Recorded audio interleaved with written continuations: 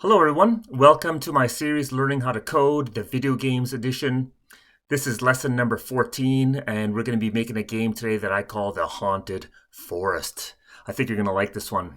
You can see I've tried to make it a bit scary and spooky and creepy. I've got a scary backdrop, I've got bats and ghosts and owls and skeletons.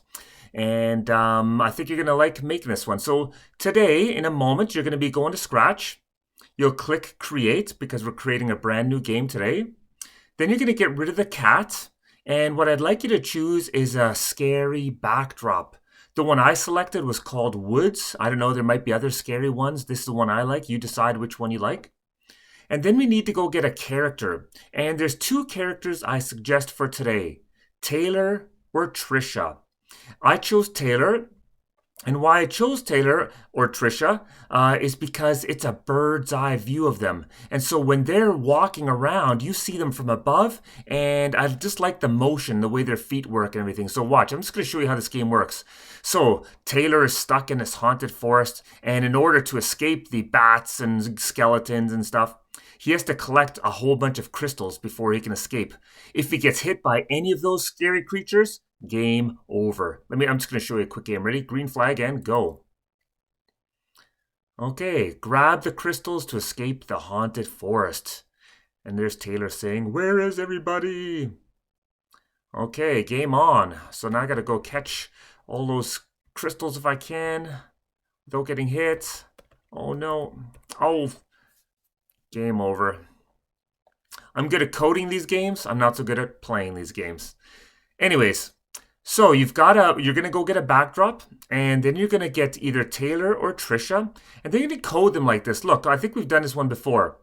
When the right arrow key is pressed, change X by 10. However, look what we're going to add this time. It's going to make it a bit bigger so you can see. We're going to add this time point in the direction, because if you go to the costumes button, look, there's 4 costumes for Taylor. A, B, C, D, right? That's the first one, the next one, and next one. And if you click on them, this first one, and then the next one, it looks like he's walking. But he's always facing the same direction, right? He's always facing to the right. So look what I've done. When the right arrow key is pressed, point in the direction of 90. So look, here's the direction button right there. And if I click on it, you'll see that you can make Taylor point in different directions. There's 90 right there, so he's pointing to the right. There's 180, he's pointing downwards. There's negative 90, he's pointing to the left. And then there's 0, he's pointing upwards. Okay, so 90, 180, negative 90, 0. You can make him point in any direction you want. So for Taylor, when the right arrow key is pressed, point in direction 90, change X by 10, and then go to the next costume. So he's always changing costumes. For the left arrow, point in direction negative 90, change X by negative 10, next costume. And then for up and down, it's the same thing. Point in direction 0 for up, change Y by 10, next costume. Down, point in direction 180, change Y by negative 10, and next costume. So remember, X's are left and right, Y's are up and down. And if you're confused about the direction button, just click over here in direction and you can see which direction it goes to. See, 90 is to this way. So students, now you can get going on Scratch. So press create, get rid of the cat, go get a good backdrop, a scary backdrop, and then either get Taylor or Trisha and code Taylor or Trisha to move around using the right, left, up, and down keys. And if you get stuck, please take a look at my code. Teachers, you can pause now, and when the students are all ready for the next part, I'll be here waiting. All right, welcome back. I hope that's going well for you with Taylor and Trisha. Hey, next thing we need to do is to get some crystals. So we'll be going to choose a new sprite. And the sprite that I suggest is Crystal. Of course, you can choose other sprites if you want, but I like the Crystal. It's something he has to capture in order to escape the haunted forest. Now, before we code for the crystal, we need to make some points. You'll notice I have points, right? Because if you collect so many points, you're going to be able to escape. So what we need to do then is go to variables right there. I'm going to click on variables. You're going to click make a variable right there. And I suggest you also call it crystal just to simplify things. So crystal. And then we're going to set the crystal to 0. So green flag, set crystal to 0. So when you press the green flag, you should have 0 points at the beginning of the game. Then we're going to go and create a bunch of clones. We're going to create 10 clones. So look how you do that. You go to this one, it says create clone of myself right there. So we're on the crystals, green flag, we're going to set the points to 0. And then you're going to create a clone of yourself and you're going to do it 10 times. So repeat 10 times the creation of a clone. So there's going to be 10 crystals all over the place. And then when you do start as a clone, of course, show yourself. So all the clones appear. And then each of them are going to go to a random position. So this means each 10 of the clones are going to show themselves and go to random places. So watch, when I hit the green flag, you can see the crystals are at random places. I'm going to do it again. Look, crystals go to random places. Crystals go to random places. Perfect. Then what we want to do is that Taylor's going to go and try to capture the crystals or gather them. When he does, the crystal disappears. So again, when we start as a crystal, as a clone, when you start as a clone, forever, if touching Taylor, and again, touching is a sense, so it's in the senses right there. And I know it says touching mouse pointer, but you can switch that to Taylor or Trisha. When you start as a clone, forever, check to see if touching Taylor. If you are touching Taylor, change your points by 1, so we get a point, and then that crystal should hide. So this is all the code you need for the crystal, okay? Green flag, setting the points to 0, creating 10 clones. When you start as a clone, show yourself and go to a random spot. Again, when you start as a clone, forever check to see if you're touching Crystal or touching Taylor or Trisha. And if you are, change crystal points by 1 and hide. So when you touch the crystal like that, it will hide. See that? Perfect. And you get points like that. So students, go get a crystal and code it so that you have points. I'd call a crystal and set it up so that they go to a random position and there's 10 clones. And if they touch Taylor, the crystals hide. If you get stuck, please look at my code.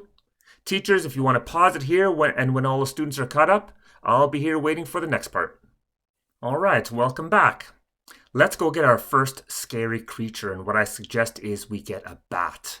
So there's a few different bats to choose from. I like this bat that you can see here. It's got 4 different costumes, and it's kind of scary looking. But we're only going to use costumes A and B. Bat A, Bat B. And it's just going to look like it's flapping its wings like that, okay? So look how I code this one. So I've already got the bat.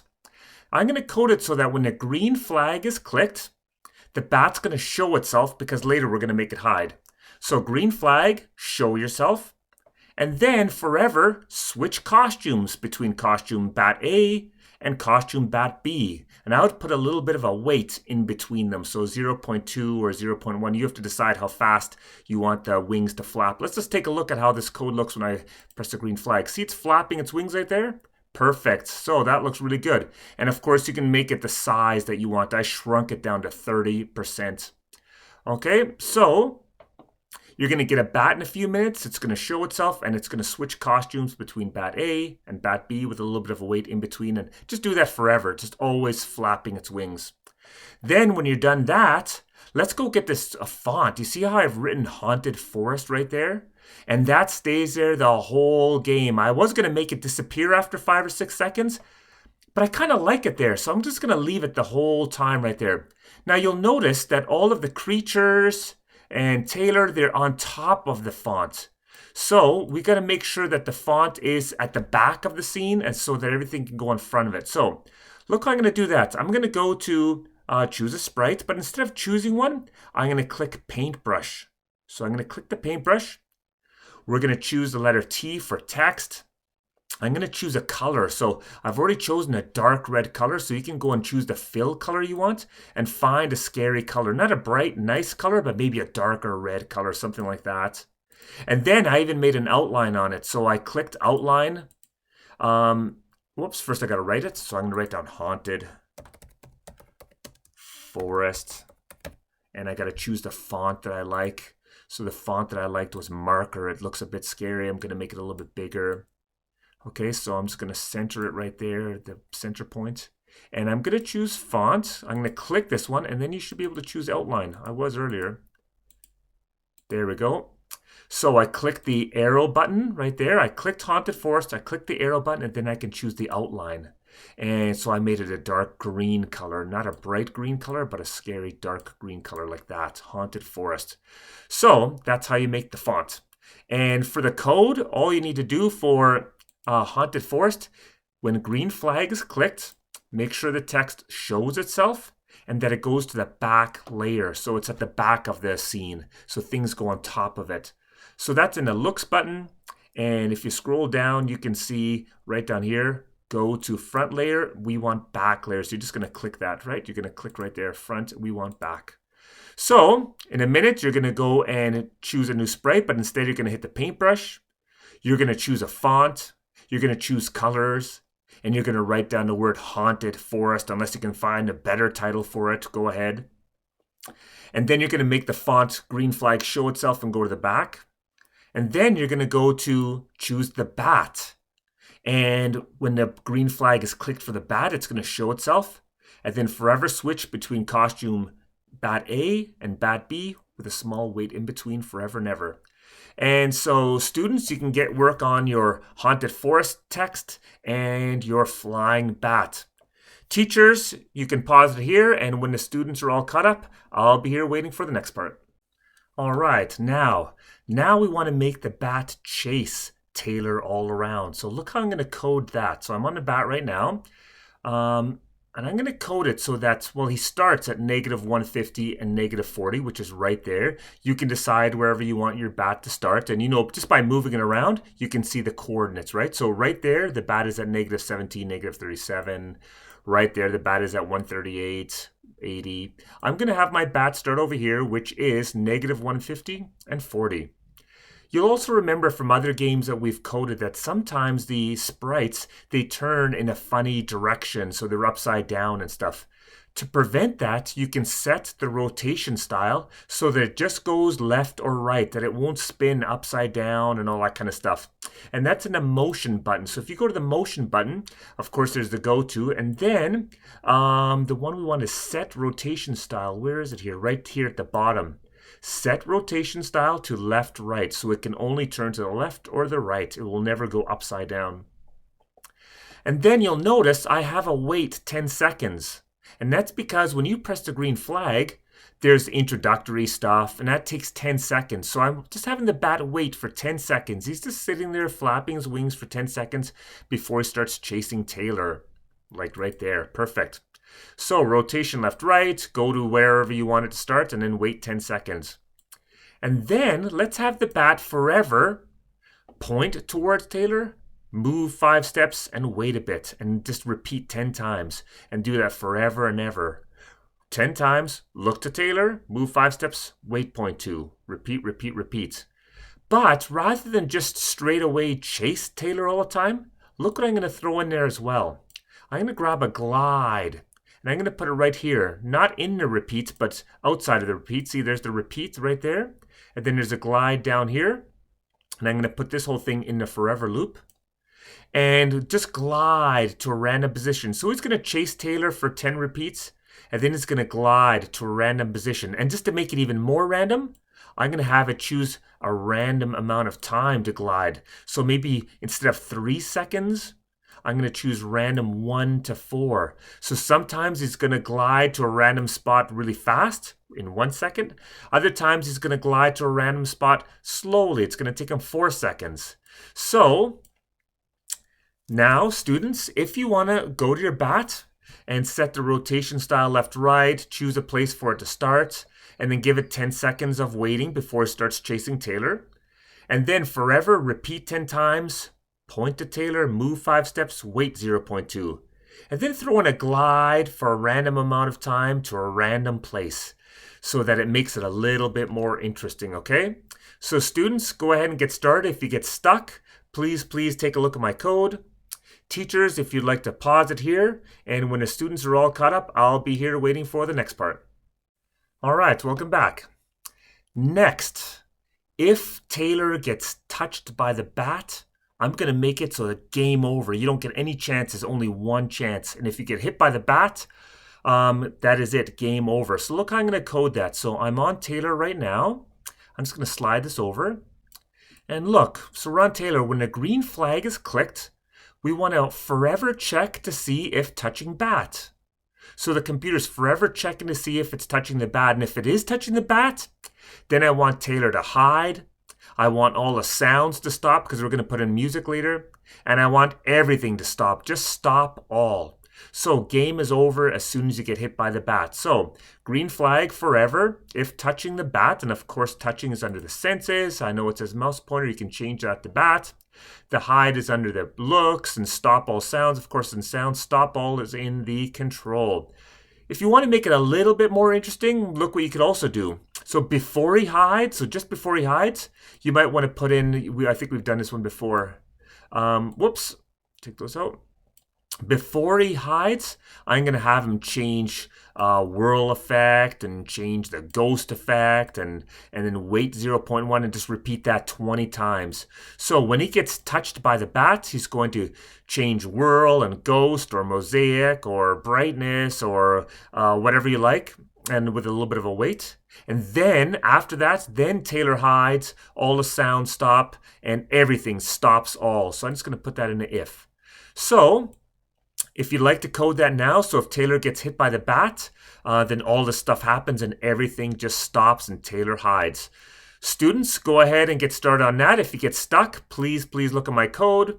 Teachers, you can pause now, and when the students are all caught up, I'll be here waiting for the next part.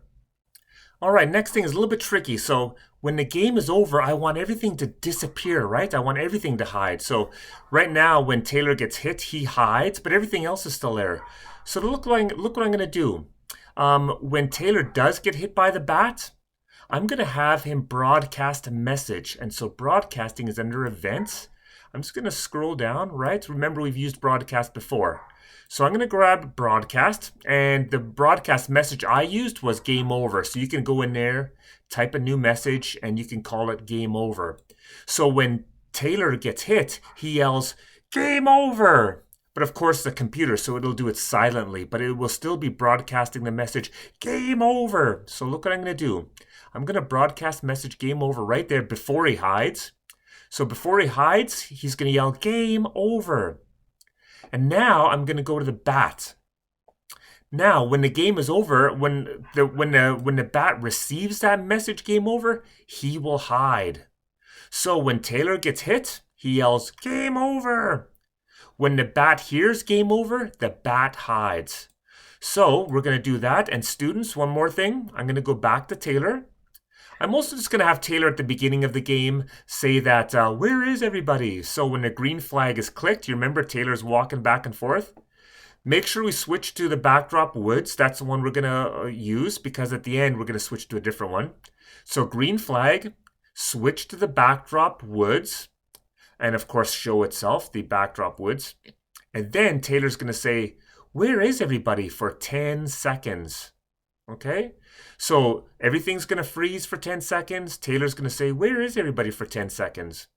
And let's not forget, when Taylor does get hit by the bat, he's going to broadcast, game over.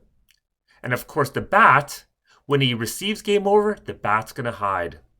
So, students, make sure your bat, when it receives game over, he hides. And when Taylor gets hit by the bat, he broadcasts game over. And also, we're going to have Taylor for 10 seconds say, where is everybody?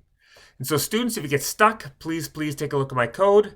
Teachers, if you'd like to pause it here, I'll be ready and waiting for the next part as soon as everyone's caught up. All right, welcome back. Hey, now that we've got Taylor working properly, we're going to go back to the crystals for a minute, because what I like about this game is at the beginning, when you start, there's 10 crystals. Then if you capture all 10 crystals, 10 more crystals appear. And then if you capture all those crystals, 10 more appear. And if you capture those, you win the game. So watch how I code that. So look, I'm on a crystal right now.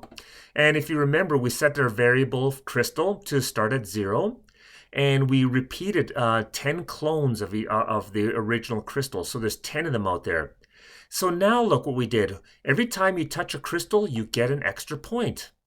So what I'm going to do now Just going to move this over a little bit.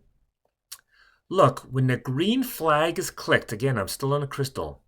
We're going to use a new piece of code. It's called wait until. So the computer's just going to sit there and wait until the crystals equal 10. And the wait until is under the control button. It's right down here at the bottom. See right there, wait until.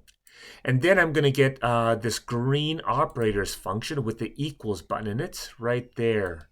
Do you see that? It's equals right there. Nope, that's subtraction. Equals right there. So I'm going to get that one out. And of course, I'm going to make it 10. So that'll be 10. And then I'm going to put the word crystal in there. So look where I get the word crystal from. It's in the variables button. Right there, crystal. You just grab that and drag it over, okay, and put it in there. So now look, when the green flag is clicked, the computer's just going to sit and wait until the crystals or points equals 10. When it does equals 10, we're going to repeat 10 more clones of myself. So repeat 10 times, create a clone of myself. So you get 10 whole new clones. Okay, and then look what we're going to do. Green flag, wait until crystals equals 20. And when the crystals equal 20, again, repeat 10 times, create a clone of myself. So when you get 10 points, it's going to create 10 more clones. And of course, Taylor's going to go and catch them all. And when he gets 20 points, they're going to create 10 more clones again. And then finally, green flag, when the crystals equals 30 points, broadcast again, game over. And then switch to a nice backdrop.